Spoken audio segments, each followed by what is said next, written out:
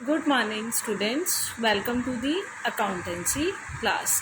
बेटे अभी तक हमने जर्नल एंट्रीज मैंने आपको करवाई थी जहाँ पे जीएसटी लेविट नहीं होता, ठीक है। अब जो है मैं आपको कुछ ट्रांजैक्शंस कराऊंगी वहाँ जहाँ पे जीएसटी एप्लीकेबल होता है, वेयर जीएसटी इज़ लेविड। बेटा मैंने आपको जीएसटी का चैप्टर करवाया था जिसके अंदर मैंने बताया था जीएसटी क्या होता है, उसके फीचर्स डिस्कस किए थे। जीएसटी कौन कौन सा होता है, सीजीएसटी, एससीएसटी, आईजीएसटी, ठीक है। फिर मैंने बताया था जब हम मतलब पे करते हैं तो इनपुट जीएसटी डेबिट होता है, जब हम कलेक्ट करते हैं तो आउटपुट जीएसटी क्रेडिट होता है, ठीक है। तो ये चीज़ें हमने डिस्कस करी थी। तो बेटा एक चीज़ फिर दोबारा बता रही हूँ कि जब जब आपने कुछ पेमेंट करनी है, ठीक है, तो जीएसटी जो है आपका एक्सपेंस होता है, आपने जीएसटी पे करना होता है। और जब आपने जीएसटी पे करना होता है तब जीएसटी डेबिट होता है, ठीक है। और क्या लिखते हैं, इनपुट जीएसटी। अगर तो इंट्रा स्टेट है तो इनपुट सीजीएसटी, इनपुट एसजीएसटी। अगर इंटर स्टेट है तो हम लिखेंगे इनपुट आईजीएसटी, ठीक है। सेम अगर हम जीएसटी कलेक्ट कर रहे हैं, हमने पेमेंट रिसीव हो रही है, ठीक है। जब हम पेमेंट रिसीव करेंगे तो हम जीएसटी कलेक्ट करेंगे और तब क्या आएगा, आउटपुट जीएसटी आएगा और वो क्रेडिट होगा, ठीक है। अगर इंटर स्टेट है तो आउटपुट आईजीएसटी लिखेंगे और अगर इंट्रा स्टेट है तो आउटपुट सीजीएसटी, आउटपुट एसजीएसटी लिखेंगे। इस चीज़ का बेटा ध्यान रखना है जब भी हम ट्रांजैक्शंस पास आउट करेंगे।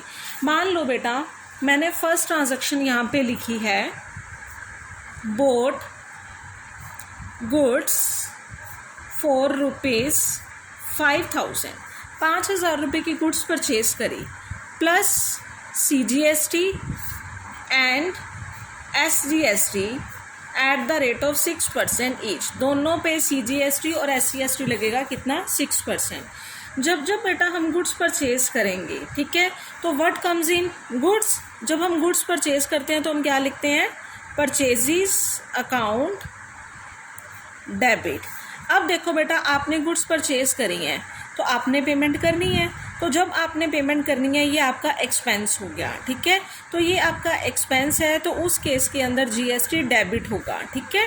तो क्या लिखेंगे, input CGST account debit, input SGST account debit to क्या आएगा, कैश, क्योंकि आपने पेमेंट करनी है।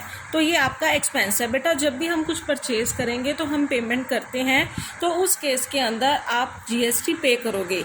जब भी आप कुछ कलेक्ट करते हो, आप सेल करते हो, आपके पास पैसा आता है, तो उस केस के अंदर जीएसटी क्रेडिट होगा, ठीक है।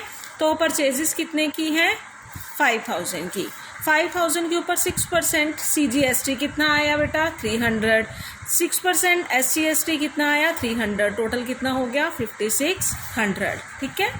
नेक्स्ट नंबर पे अगर यहाँ पे लिखा होता purchased goods from Sohan for rupees 30,000 plus CGST and SGST both are 6% each, दोनों 6% है। तो हम क्या लिखेंगे बेटा, परचेज करिए, what comes to us, what comes in, क्या आ रहा है, परचेजेस आ रही हैं, गुड्स आ रही हैं, तो परचेजेस अकाउंट डेबिट कितना, 30,000।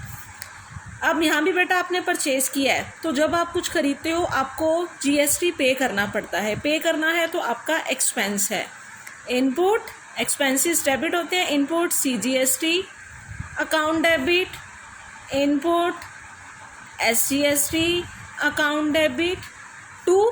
पेमेंट किसको करनी है बेटे, सोहन को, क्योंकि यहाँ पे नेम आ गया, तो टू सोहन्स अकाउंट। 30,000 का 6%, 1,800, SGST भी 1,800, टोटल 33,600, ठीक है। नेक्स्ट नंबर पे अगर यहाँ पे लिखा आ जाता है purchased goods from Vikram for rupees 50,000 plus IGST कितने परसेंट है, 12% अगेंस्ट चेक। अब आपने गुड्स किससे परचेज करी है बेटा? विक्रम से परचेज करी है। तो व्हाट कम्स इन गुड्स, क्या लिखेंगे? Purchases, account debit. बेटा गुड्स परचेज करी है तो आपने पेमेंट करनी है, तो जब आप गुड्स परचेज करते हो तो जब आपने पेमेंट करनी है तो जीएसटी पे करना होता है। और कौन सा जीएसटी है? आईजीएसटी। तो क्या लिखेंगे? Input IGST account debit to, किसको पेमेंट करनी है बेटा? विक्रम को करनी है। बट हमने क्या लिखा है यहाँ पे? चेक दे दिया। जब चेक दे ही दिया तो नेम से कोई लेना देना नहीं है, तो हम क्या लिखेंगे? To bank account. जब भी चेक वर्ड आ जाए तो कैश की जगह पे क्या आता है? बैंक आता है। 50,000 का 12%, 6,000, टोटल कितनी पेमेंट करेंगे?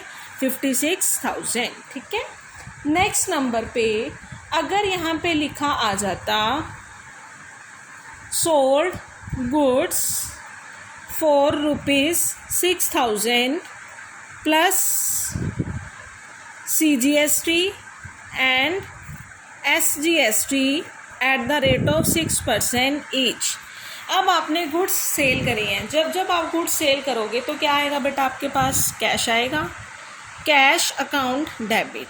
बेटा जब आप सेल करते हो तो आप जीएसटी कलेक्ट करते हो। जब आपके पास पैसा आता है, आपने कुछ बेचा है, आपने किसी से पैसे लेने हैं, तो आप उससे जीएसटी भी कलेक्ट करोगे।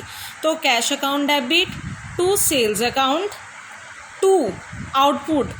कलेक्ट करने के टाइम पे बेटा आउटपुट आता है और वो क्रेडिट होता है। To output CGST account to output IGST account. ठीक है। सेल्स के टाइम पे ऑलवेज कलेक्ट होता है। 6,000 की सेल है, उसका 6% 360 और टोटल 6,720। परचेज के टाइम पे ऑलवेज जीएसटी पे करते हैं, सेल के टाइम पे ऑलवेज कलेक्ट करते हैं। जब हम परचेज करेंगे तो input CGST, input SGST intrastate पे, और इंटरस्टेट पे आईजीएसटी इनपुट आएगा। ठीक है। और सेल के टाइम पे आप कलेक्ट करोगे और ऑलवेज क्या आएगा? क्रेडिट होगा और आउटपुट लिखा जाएगा उसके साथ। इस चीज़ का ध्यान रखना, बार बार मैं एक ही चीज़ रिपीट कर रही हूँ। ठीक है।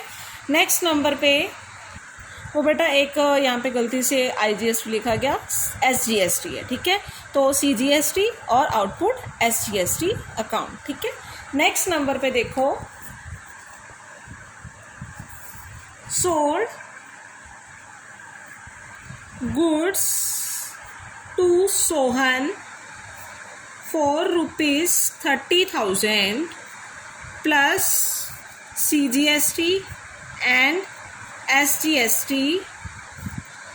Eight the rate of 6% each. अब आपने गुड्स किसको सेल करी है बेटा? सोहन को करी है। तो पैसे किससे लेने हैं? सोहन से। Sohan's account debit to sales account. अब पता है सेल है तो जीएसटी कलेक्ट करोगे, तो output CGST account to output SGST account. ठीक है। तो सेल 30,000 की, 30,000 का 6% 1800, टोटल 33,600। ठीक है। नेक्स्ट नंबर पे आता है, अगर यहाँ पे लिखा होता sold goods to Arpita, sold goods to Arpita for ₹60,000 against check charged IGST at the rate of 12%।